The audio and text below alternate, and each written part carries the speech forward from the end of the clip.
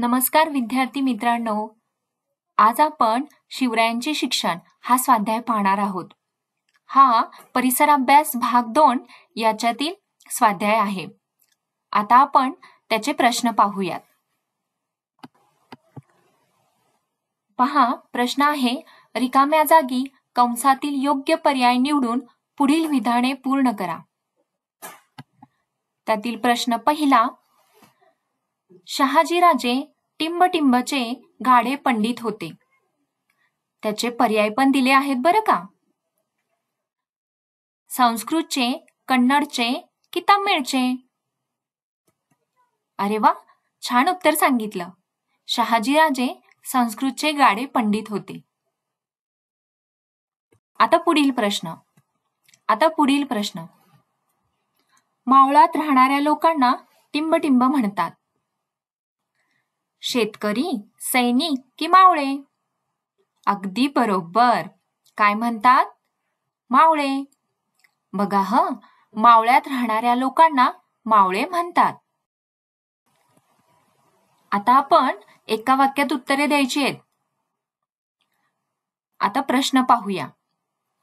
शिवरायांना शिकविण्यासाठी शिक्षकाची नेमणूक कोणी व कोठे केली?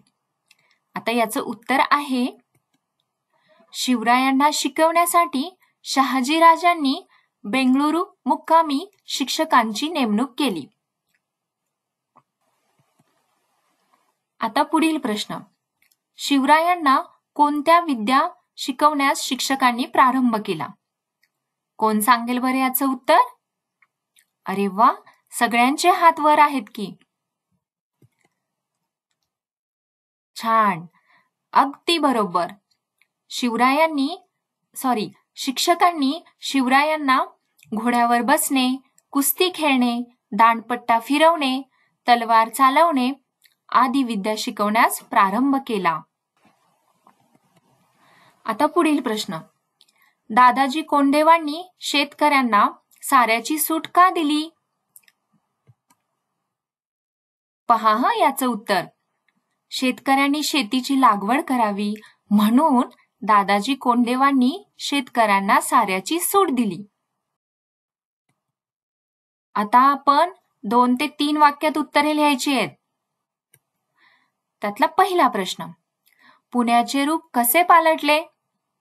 कसे पालटले असेल बरे? अरे वा, सगळ्यांचे हात वर आहेत. हा, पहा हे उत्तर. जिजाबाई शिवरायांसह पुण्यात राहू लागल्या. आसपासच्या लोकांना मोठा धीर आला. जिजाबाईंनी त्यांना बोलवून दिलासा दिल्याने लोक पुण्याला येऊन राहू लागले, शेतावर जाऊ लागले. जिजाबाईंनी पडकी देवळे दुरुस्त करून घेतली. देवळात सकाळ संध्याकाळ देवपूजा होऊ लागल्या. गाव लोकांनी गजबजू लागले. त्यामुळे पुण्याचे रूप पालटले. आता पुढील प्रश्न. शिवरायांना कोणत्या विद्या अवगत झाल्या? याचं उत्तर आहे, उत्तम राज्यकारभार कसा करावा, शत्रूंशी युद्ध कसे करावे व शत्रूच्या दुर्गम प्रदेशातून निसटून कसे जावे, घोडे व हत्ती यांची परीक्षा कशी करावी, तसेच किल्ले कसे बांधावेत इत्यादी अनेक विद्या शिवरायांना अवगत झाल्या. पुढील प्रश्न. जिजाबाईंनी कोणता निश्चय केला होता? कोणता निश्चय केला होता बरे? छान, बरोबर. आपला शिवबा परक्यांची चाकरी करणार नाही, तो स्वतःच आपल्या लोकांचे राज्य म्हणजेच स्वराज्य स्थापन करून प्रजेला सुखी करील, असा जिजाबाईंनी निश्चय केला होता. Thank you.